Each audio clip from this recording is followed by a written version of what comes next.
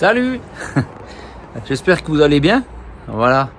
Je sais pas, j'ai à cœur là de vous faire un petit message, mais c'est assez hardcore. Ouais, ça c'est violent ce que je vais dire. Ça va peut-être choquer bien des gens, non, mais ça va choquer. Mais ça fait rien, c'est une réflexion que j'ai eue, et puis peut-être que ça va aider. C'est la raison pour laquelle j'ai cette théorie. Vous avez déjà entendu qu'est-ce que j'ai fait au ciel pour mériter ça, tu vois? Parce qu'il t'arrive des malheurs et tout ça. Et j'ai réfléchi là-dessus, et puis je me suis dit, mais si on recevait vraiment ce qu'on méritait, mais ce serait horrible, ce serait horrible. Parce que la Bible, elle dit bien que le cœur de l'homme est mauvais par nature, voilà.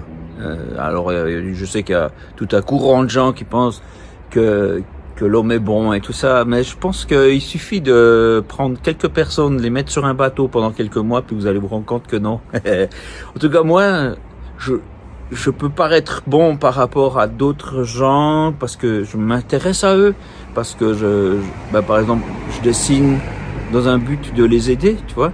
Puis on pourrait se dire, c'est plus gentil que Hitler, par exemple. Tu vois, je donne un exemple, tu vois. Bah oui, on peut se comparer comme ça. C'est facile de se comparer comme ça.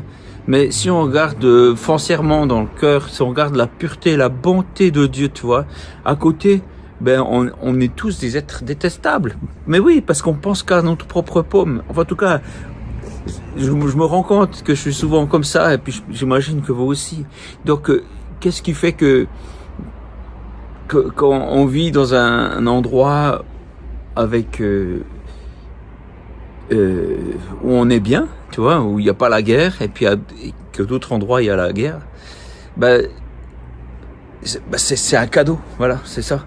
Peut-être que si on est dans un endroit qui va bien, c'est pour aider ceux qui vont pas, ou peut-être c'est simplement que, en fait, ce qu'on mériterait, ce serait tous de vivre dans un endroit où ce serait horrible, parce que c'est ce qu'on mériterait. Mais oui, parce qu'on est mauvais. Si on pense qu'on est bon, on est à côté. Franchement, vous allez perdre beaucoup de temps. Par contre, si vous savez qu'en fait, normalement, vous méritez rien, du coup, vous êtes moins en attente de la vie. Vous pouvez pas, si vous attendez de trouver du bonheur dans des choses sur terre, il y aura toujours une limite. Vous pouvez pas trouver le bonheur dans un conjoint. Mais non, il y aura toujours une limite, il y aura toujours quelque chose qui peut pas combler, tu vois, où tu seras déçu.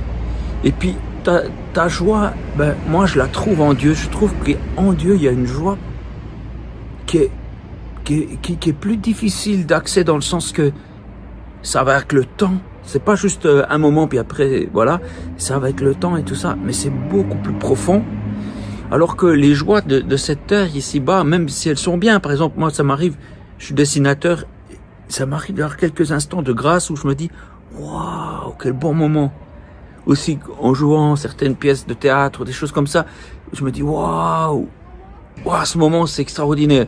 Mais c'est éphémère, ça dure pas longtemps. Et je crois qu'on comprend plus rien à ce que je dis. Ok. Bon, tant pis, si vous comprenez plus rien, c'est pas grave. Il faut juste savoir une chose, que si quelque chose va bien dans votre vie, c'est cadeau, parce qu'on le méritait pas. Il faut être reconnaissant. Et puis, voilà, ça c'est sûr. Et puis, il faut aussi voir les belles choses derrière la douleur. C'est-à-dire, faut pas chercher la douleur, mais au-delà, si tu cherches plus loin, plus profond que simplement le plaisir éphémère, tu vois, tu cherches auprès de Dieu. Et là, tu touches là où il y a le vrai bonheur. Bon, voilà, j'ai fait cette vidéo, mais j'espère que ça parle à quelqu'un. Moi, ça m'a fait du bien de penser ça.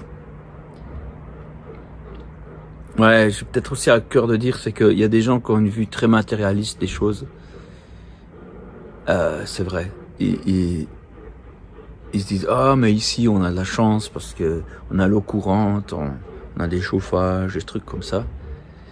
Ok, c'est vrai. Mais ici, il y a beaucoup de misère en fait. Derrière ces belles villas, derrière ces belles maisons, il y a des familles brisées, il y a des gens qui se sentent mal aimés, il y a aussi une misère. Et puis je pense que c'est ça qu'il faut voir aussi, au-delà du matériel. C'est vrai. Ce qui m'a touché, moi, quand j'étais en Inde, c'est de voir les sourires qu'on m'accordait, que les gens s'accordaient entre eux, gratuitement. Ce qui m'a choqué lorsque je suis revenu en Suisse, c'est de voir la distance et la méfiance, la peur. Et je pense vraiment qu'il faut savoir relativiser dans la vie et puis chercher plus loin que juste les apparences. Voilà.